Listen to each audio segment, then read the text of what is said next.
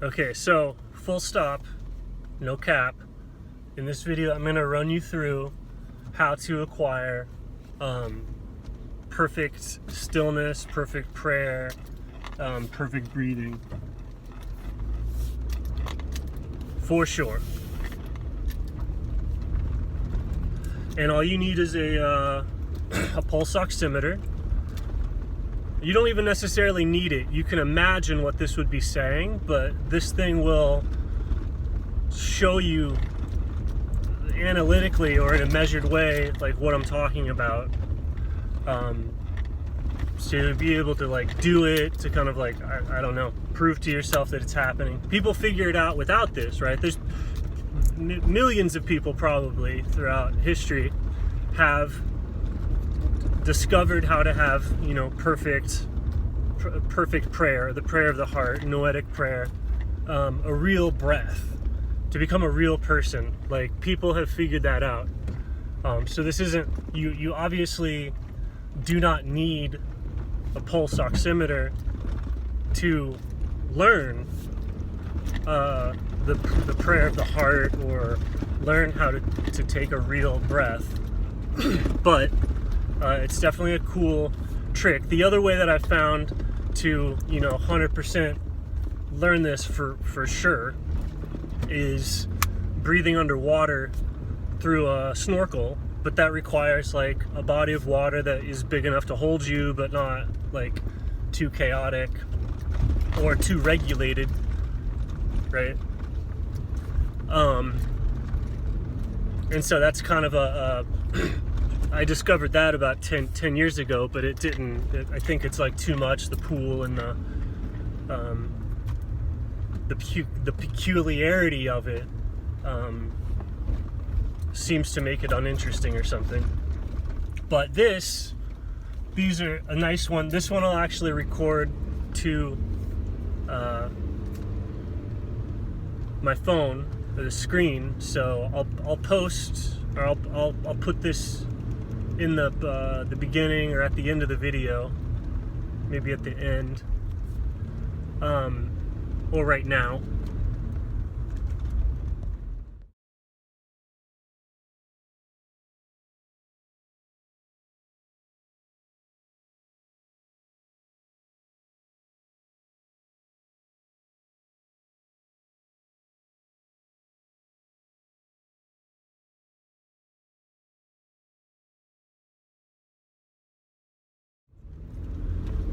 So that is a you can see what my blood's doing, right? Like this is to understand this, you have to breathe with the blood. To have a real breath, you breathe with the blood, right? You breathe with the substance of your heart. You breathe with the substance and the activity of your heart, right? You've probably heard teachers talk about the heart being important, and, you know, the activity of the heart and all that. And so the activity of the heart is, you know, it's the blood. And so this lets you see what your blood's doing in terms of the breath, because what's the breath of the blood? The breath of the blood is the oxygen content of the blood. So with this, it lets you, like, in terms of a teaching aid, this plus the idea of oxygen, plus the idea of hemoglobin, which are in the collective mind.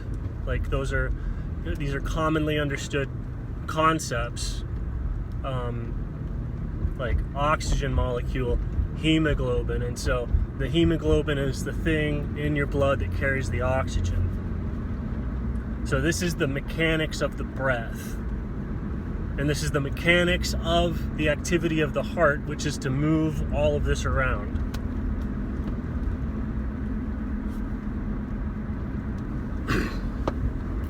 So normally, when you're doing this thing, or when you're just chilling,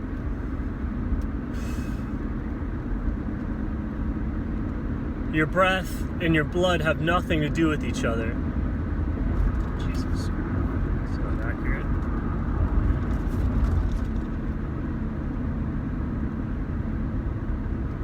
Oh, my hand's super cold. That's why.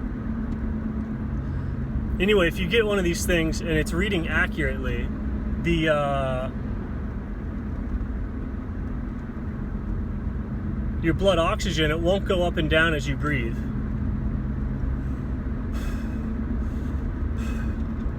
And just notice that. So put the thing on, notice that, and notice that your breath doesn't have any effect on your blood oxygen level.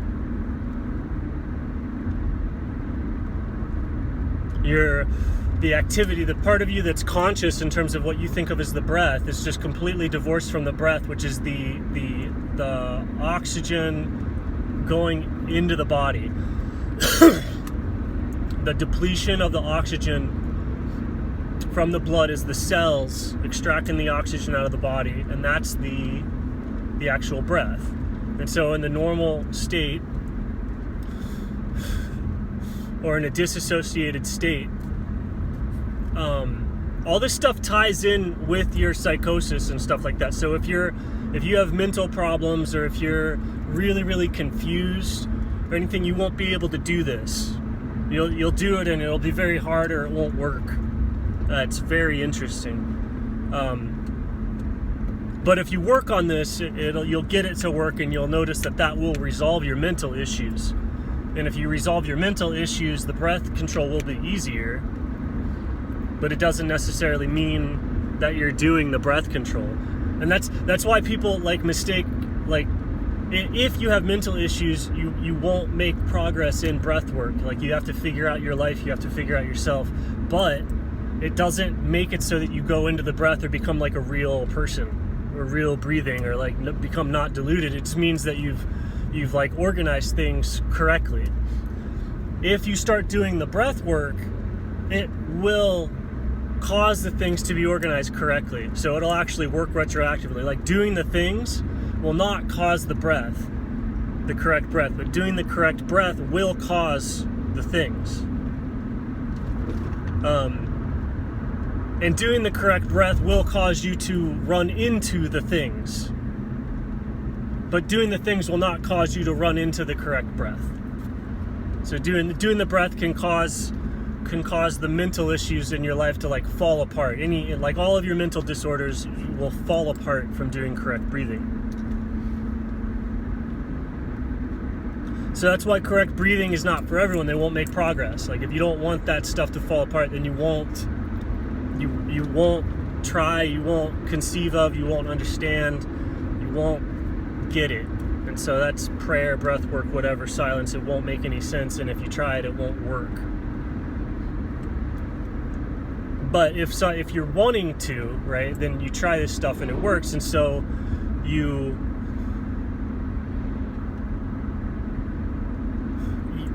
can go deep. If you want to do a Wim Hof breathe up thing and hyperventilate, then when you exhale, you'll drop, maybe down to 75%, 65% after a couple of tries. And so that's very deep. Your breath has discharged from the blood.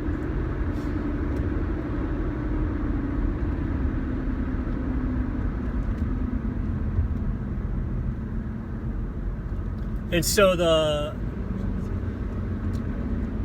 then when you breathe in, when you inhale, your blood oxygen will start to go up again. And so at that point, your inhale is actually causing something in the world. The inhale is actually an inhale of the blood. It's not just an idea that you're doing, or some activity that's barely geared into reality. Right? If you're breathing and it's not affecting your blood oxygen level, that's just a gear turning, I'm breathing, but the effect that it has on anything is almost nothing. That's why it's like an imaginary breath.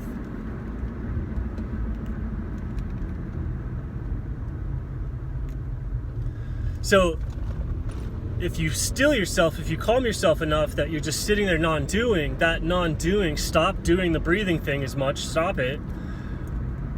Whatever way possible, hyperventilate, whatever.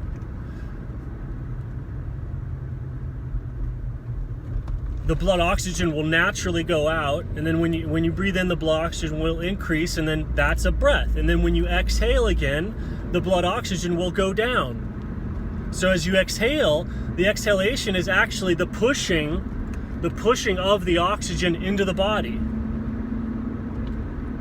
And then the inhale is actually pulling the oxygen out of the air. So pulling the oxygen out of the air, pushing it into the body. And that comes just from letting the breath be what it is. That's what it actually is. The breath is not this tidal volume thing of breathing in, out, whatever. It's not any of that. You have to stop and wait and see that the breath is actually the blood, the oxygen going out of the blood into the body. And going from the air into the blood.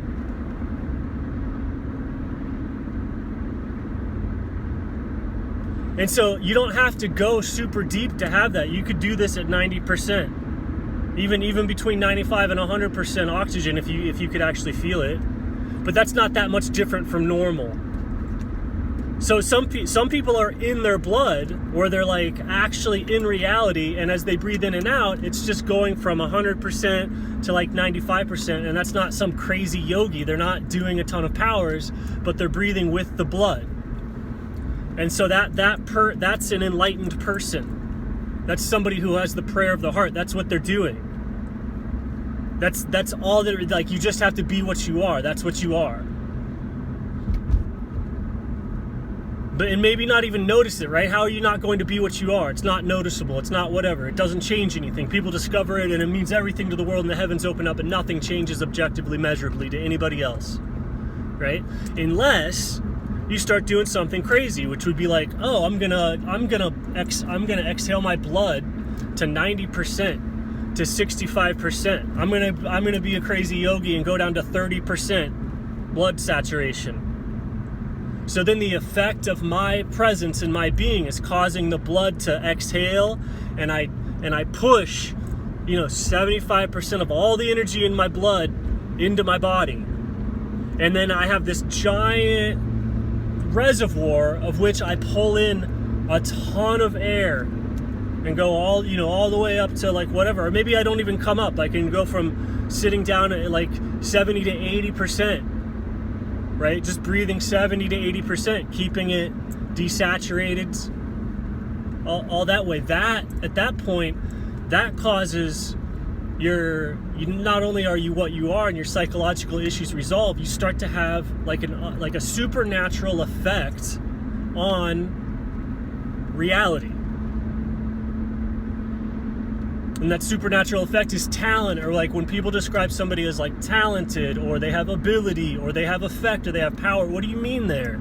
It means that there's some sort of, that thing has more effect, has more power, has more insight, has more whatever than a normal thing. So we go, that person is talented. But the only thing people are doing is they're just actually doing the activity of what they are. So they are actually breathing. They're actually breathing, so they push the oxygen in the body. And so you can drop down into that and be breathing like between, like, look at the demo thing that I've posted, or some of them that I've posted. You could stay between, this only takes like 10 minutes in the morning.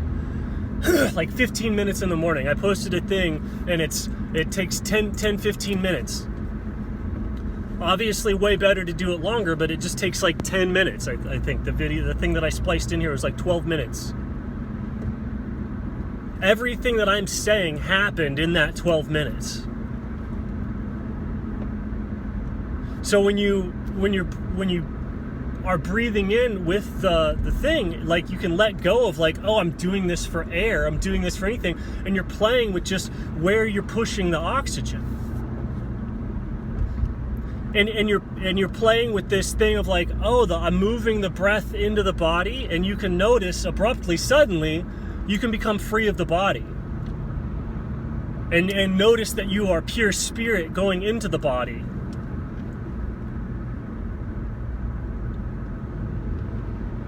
And that is an out-of-body experience. It's right there. You have to, the only way that you can have an out-of-body experience is to be breathing correctly this way. And so some people do this naturally, and they have out-of-body experiences all the time. They dream, they do all this other stuff, Lots of people, this isn't rare. A lot of people do this naturally. They're when you measure them, if you were to measure them in any particular way, their breathing is just from like 100 to 95 to 93. But when they're breathing, their breath is actually causing the thing. Their inhale is actually drawing oxygen, and their exhale is actually discharging their blood.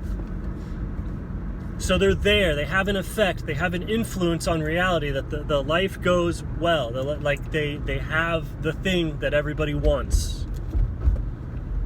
And so people figure this out all sorts of different ways. This is just how to do it with an SpO2. A lot of people are already doing it.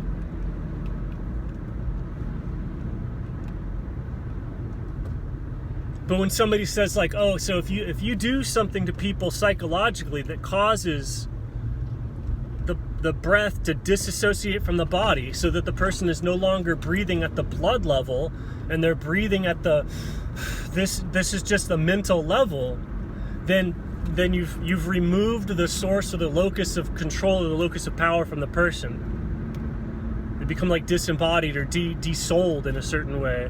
And ironically, it's like the soul loses all of its power and then becomes trapped in the body. Whereas with the correct breathing, the soul like has all of its power, and the power is free of the body. And the power of the body is the soul. And so the soul becomes free of the body. And that's freedom. It's being born again, being born of the spirit, etc., etc., etc. It's been mapped by all the different traditions and everything. It's just there's so much of all spirituality, all psychology, all IQ, thought, all of it is at its core, it's an activity of the blood. So by monitoring the blood with the thing, you can see this activity, and this activity is centered around what people call talent, enlightenment, liberation,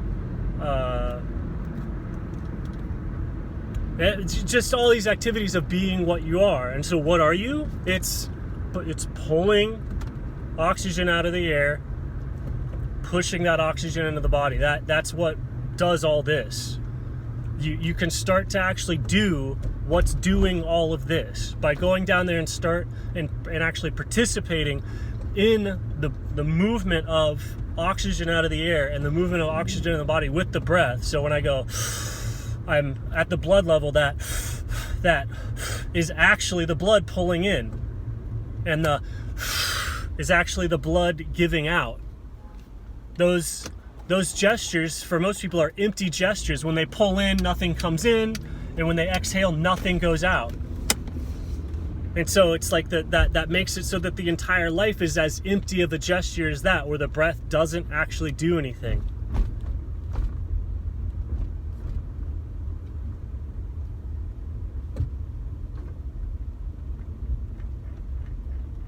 But just a tiny little shift where the inhale sucks the energy in and the exhale gives the energy out, suddenly the breath, the core of what you are, is accomplishing something. And what is it accomplishing? It's accomplishing the foundation and the source of existence, of all your perceptions, of everything that's going on in your body.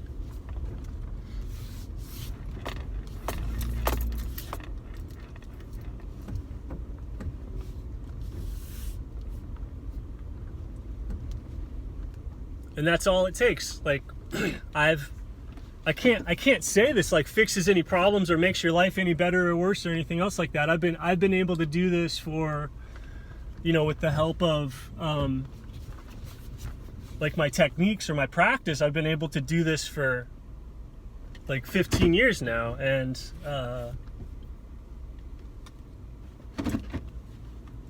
it's hard to say it's done something marketable of like, hey, do this and you'll get your